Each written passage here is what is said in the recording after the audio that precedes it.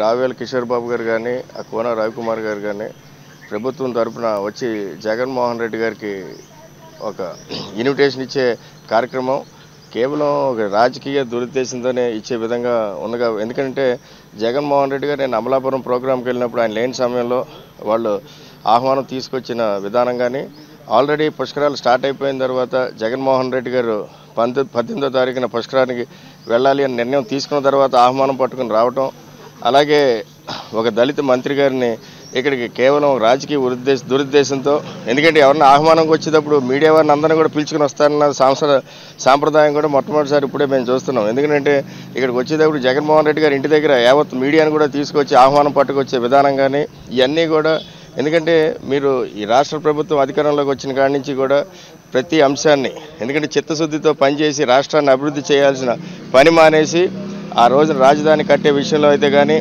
ఆ ముద్దగడ పద్మనాభం గారి యాజిటేషన్ అయితే కానీ, ఈ కాపు ఉద్యమం అయితే కానీ, ఈ రోజున దళితుల సమస్యలు అయితే కానీ ఎందుకంటే ఎన్నడూ గత 15-20 సంవత్సరాలు కూడా రాష్ట్రంలో లేని విధంగా కూడా కుల చిచ్చులు మత చిచ్చులు అన్న విధంగా కూడా కేవలం అన్నీ కూడా తీసుకొచ్చి రాజకీయ లబ్ధి పొందే విధంగా జనాలను మభ్యపెట్టి రాజకీయం చేస్తూ ఈ రోజున అధికార ప్రభుత్వం అధికారం సాగిస్తుంది.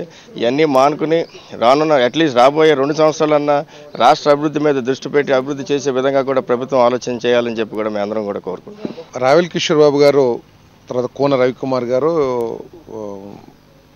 పుష్కరాలకి ఆహ్వానం అందించడం కోసం రావడం జరిగింది. వారిని గౌరవించి వారితో కొంచెం సేపు ముచ్చడించి ఈ పుష్కరాల గురించి మాట్లాడి ఆహ్వానం తీసుకుని వారి గౌరవంగా సాగనంపడం కూడా జరిగింది. కాకపోతే వెళ్తూ రాజకీయాల గురించి లేకపోతే అవమానించారు అనే విధంగా మాట్లాడుతున్నారని చెప్పేసి పత్రికా మిత్రుల ద్వారా తెలిసింది. ఇంతకంటే అన్యాయం, ఇంతకంటే కుసంస్కారం ఎక్కడ ఉంటుందని చెప్పేసి నేను భావిస్తలా. ఒకటి, వాళ్ళు అర్థం చేసుకోవాల్సింది అయిపోయిన పెళ్లికి బాజాలన్నట్లు పుష్కరాలు ప్రారంభమయ్యి 24 గంటల తర్వాత వచ్చి ఆహ్వానం ఇవ్వటమే వాళ్ళ సంస్కారం ఏ పాటిదో అర్థమవుతా ఉంది. నెంబర్ 1. నెంబర్ 2, ఎవరైనా సరే ఆహ్వానం పలకటానికి ఆహ్వానం ఇవ్వటానికి వచ్చేటప్పుడు ముందే ఉన్నారా లేదా తెలుసుకుని రావటం అనేది సర్వసాధారణం.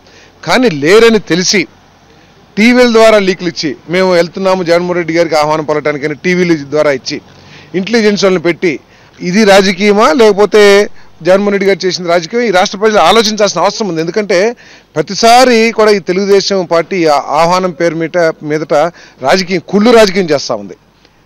నిన్న మన ఓఎస్డీ గారికి ఫోన్ చేస్తే స్పష్టంగా చెప్పడం జరిగింది, జగన్మోహన్ రెడ్డి గారు ఈస్ట్ గోదావరి పర్యటనకి వెళ్తున్నారు అని చెప్పేసి.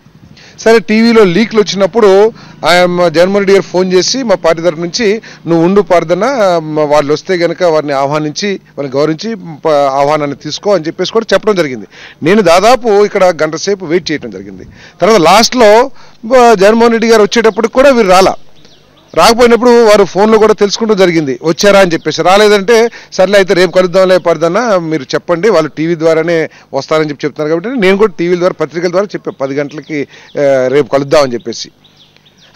ఇటువంటి దాన్ని రాజకీయం చేస్తూ వాళ్ళు మేము రాజకీయం చేసాం, మేము అవమానించామంటాం. ఏ మేరకు సాబు అవమానించింది ప్రతిపక్షం జగన్మోహన్ రెడ్డి గారికి, వైఎస్ఆర్ కాంగ్రెస్ పార్టీకి అవమానం కాదు, ప్రజాస్వామ్యంలో ఒక ప్రతిపక్ష నాయకుడికి జరిగిన అవమానం. దీన్ని మీరు అర్థం చేసుకోండి, అంతేగాని మీకేమీ అవమానం జరగలేదని చెప్పేసి తెలియజేస్తాను.